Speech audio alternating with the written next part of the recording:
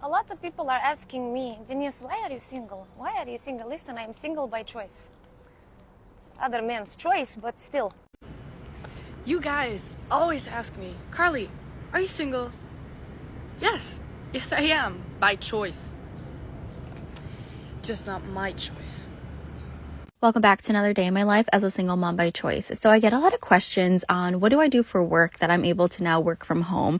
And it was never really a work from home position, but it ended up being a work from home position, which I am so thankful for. But I work at a hotel and I work in their sales department. So I've been in the hotel world since 2010 and I actually started at the front desk, just checking people in and out. And if you ever worked at a hotel and you worked at the front desk, you know the stories. I mean, I could write a whole book on guest interactions, but we'll save that for a different day. My current role as a director of sales, I am pretty much responsible for having to bring in group and corporate business to fill the hotel rooms pretty much all year round. So I do different things from sales calling to taking inbound calls.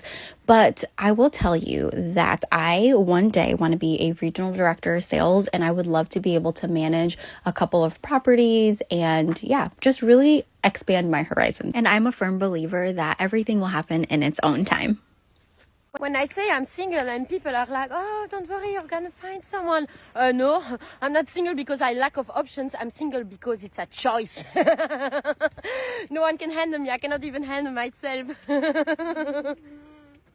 Oh, I'm just not ready for a relationship right now. Cool. Lose my number. Oh, I just have so much going on right now. Just work is crazy. Cool. We never have to speak again. Oh, I just don't know if I'm the man for you. Cool. It'll be like this never happened. Oh, you deserve better. You're right. I do. I'm going to leave you alone forever.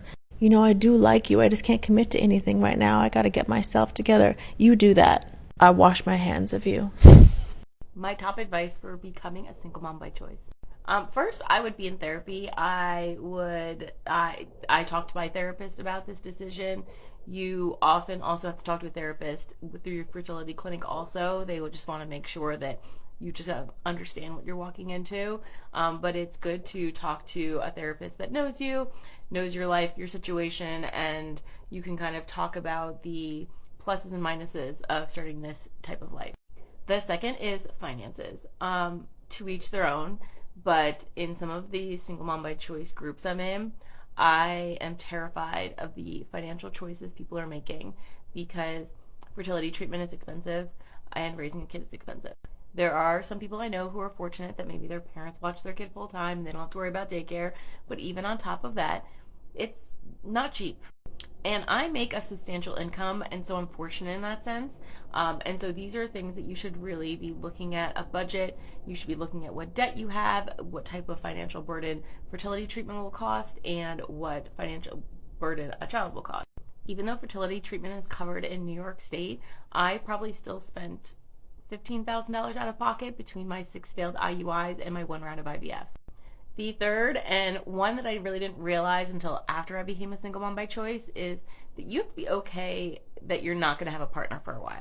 Sure, is there a chance that you meet someone who has no problem that you're either pregnant or you have a very small child? Sure. But you know what? Small chance.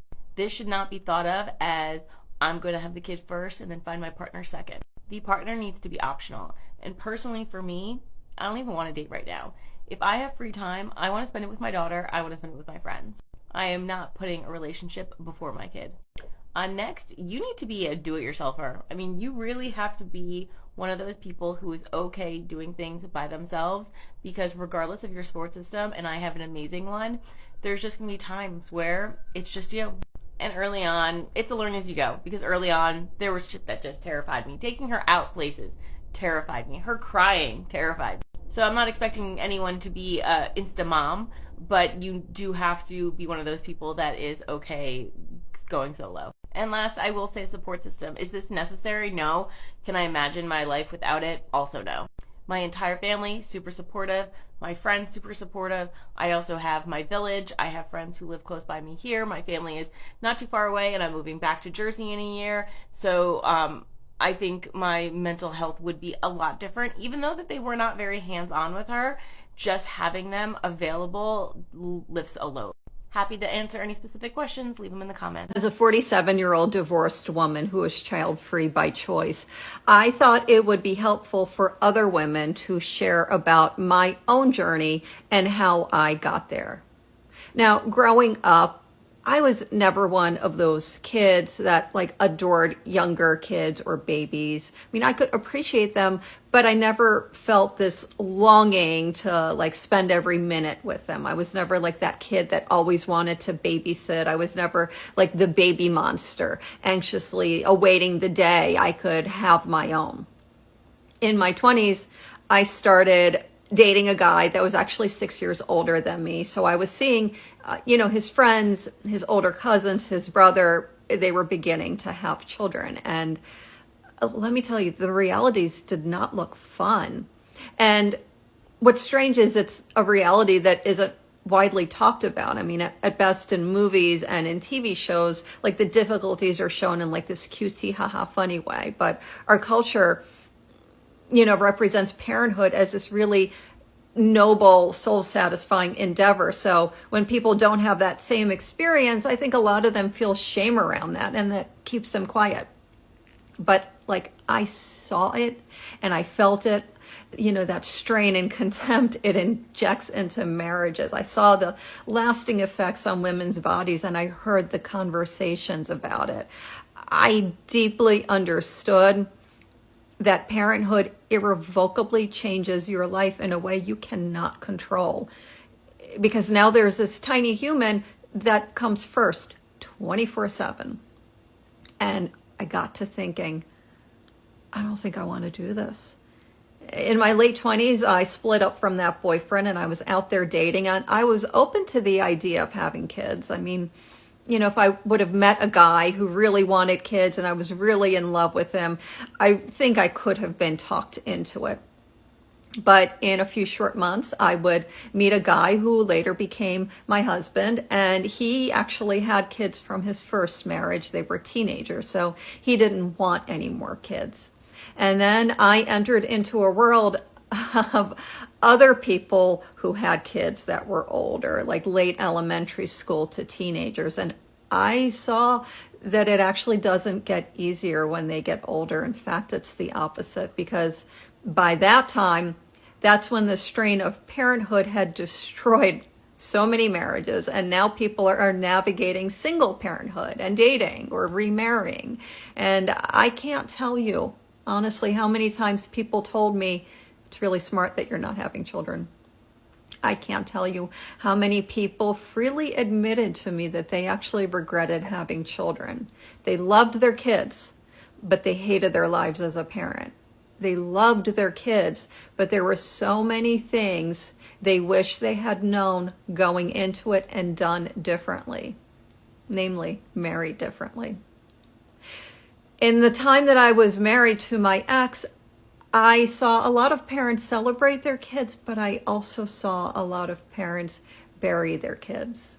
I saw that parenting doesn't end at 18, and you still feel that moment of panic anytime you get a late night phone call.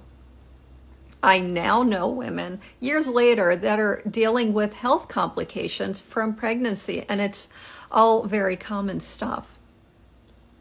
I would never ever judge anyone else's decision to have kids, but for me, I'm very secure in the decision I made to not have kids. I just wanted to give a little bit of an update.